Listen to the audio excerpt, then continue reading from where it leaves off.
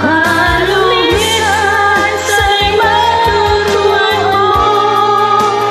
Naiwasan ang bawat nakasanayan mo, at limutin na ang maghintay lagi sa'yo.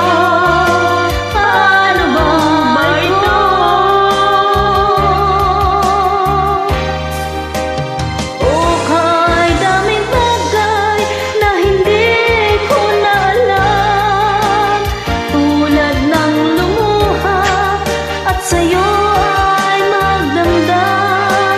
Dahil naniwalang labis mo kong mahal, laman ang bawat mong dasal. Anong aking gagawin kung di mo na ako